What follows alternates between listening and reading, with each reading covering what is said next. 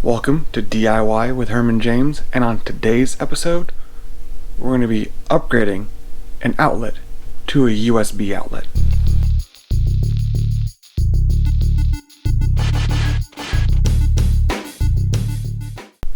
For today's episode, like I said, we're going to be converting an outlet into a USB outlet. Just something simple, really no frills deal to do. Taking a regular outlet without having to use those plugs to plug into USBs with US ports to be in them. I've done this before. I've already had some on hand. I'm just going to redo an old outlet where people sit normally in our house to charge their phones. So things that we've got today are, this is TOPGREENER. It's just the USB plug on. It's got two in there. It came highly rated on Amazon. And the tools I'm going to need, really just screwdriver. The pliers are going to help me twist any of the wires that are out there. And in case I need to snip any long wires, we have this one here. I'm a huge fan of these kind of screwdrivers because they're ratcheting. You can switch directions or you can lock them out. It saves a lot of time for me to be able to use those and having to consistently twist and twist and twist. It's not necessary, but it saves me on time and saves my wrists. So let's take a look at what we're doing in the house. Alright, so the outlet that we're going to change in here is going to be this one that I've got in the wall here. You can see I've already got a tester on it to see if there's already a current going to it, which there is. This one's also going to be done by a light switch. So the reason that I've got that on there is because it's going to make it easier for me to tell that it's on or off once I go flip the breaker. So I'm going to go check the breaker, turn the power off completely to the source here, because even though that light switch will be off, doesn't mean that there's not some current coming into that area anyway. So I might as well just kill the whole thing first so I don't have to worry about it. So take care of that. Alright, so turn the breaker off. Had to try a few different ones because the previous owner mislabeled a lot of them. Now you can see that there's no power onto this.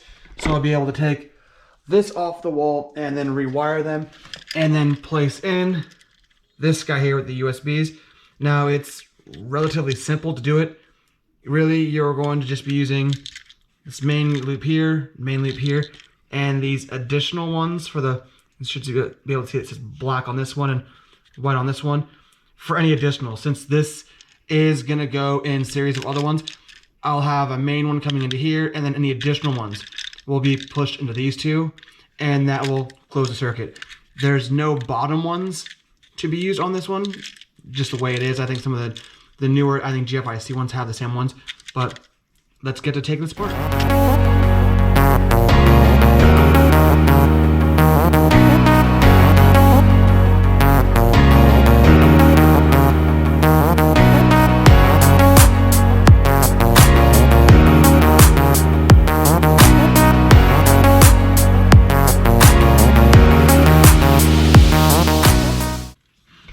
What you'll see here are some small pins here that you'll be able to push a smaller screwdriver into. It'll pop these guys all out. I still have to unscrew this, but these two will be the two top ones that we'll put into the rings here. And this one will be on the white side here for the series.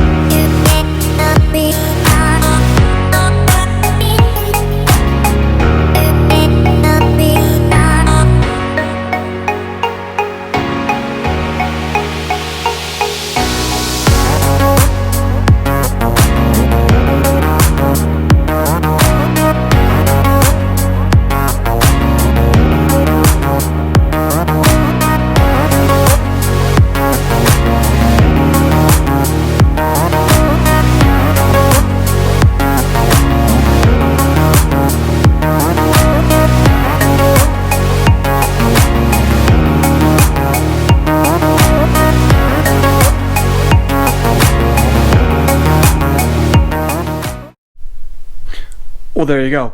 With just a few simple hand tools and just a little bit of know-how and some precautions to make sure it's right, you're really able to switch out your outlets to newer outlets if you want to GFI ones if you need to, or even to the USB ones like I've done here.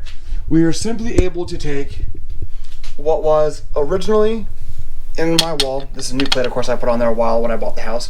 But taking these old ones out, putting these new ones in with the USB, so we no longer have to have the plugs for them. But like I said earlier, significantly deeper, so make sure you have a good enough depth in your actual junction box to be able to put that in, or be able to push the wires back in. If you saw, I was using the back end of my screwdriver. That's all plastic and rubber, so even though the power's off, I'm still trying to make sure that I'm not going to get shocked. Now I have one of these guys.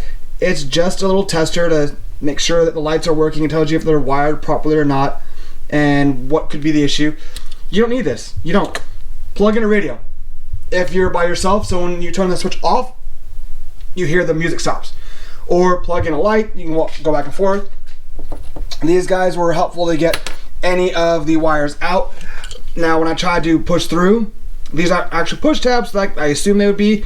These are all individual, so you can have in 2 wires off the back of here, and I've seen god-awful things with them, but so it's 2, 2, 2, and 2, so you can really have 8 coming in and out of this one, so 2 and 2 out on each side. But these don't allow for that many. You'd end up having to have a jump on it, so this was kind of useless to have that. They just pulled right out. These you saw I used to bend the wires with were great. You don't need anything fancy for this. This, if I had to cut something, I did, so that's fantastic. But everything here is things you're gonna have in your garage already, so why not take a look at doing it?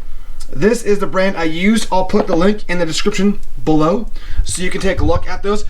I did research on it and I found that those ones came heavily rated well to be able to be used for charging. There wasn't an issue with too high or too low peaks. There wasn't differentiation from the left one being a speed and the right one being a not. Either just universal across the board. I haven't had any issues charging anything of mine or anyone in my house. We've been using that exact type of plug by that brand. I bought a bunch of them in bulk for 3 years now and had 0 problems. So you can definitely do this. Definitely take a look at it. If this is your first time to the channel, please consider subscribing. And if you think I did something well, leave a comment. If you think I did something wrong, leave a comment. You guys hate what I do. That's fine. Tell me why. People can learn from my mistakes. They can learn from your education and your knowledge on it. So leave comments below. Let me know what you think. I appreciate you guys tuning in. Thank you for sharing, and I can't wait to be in your eyes and ears next time.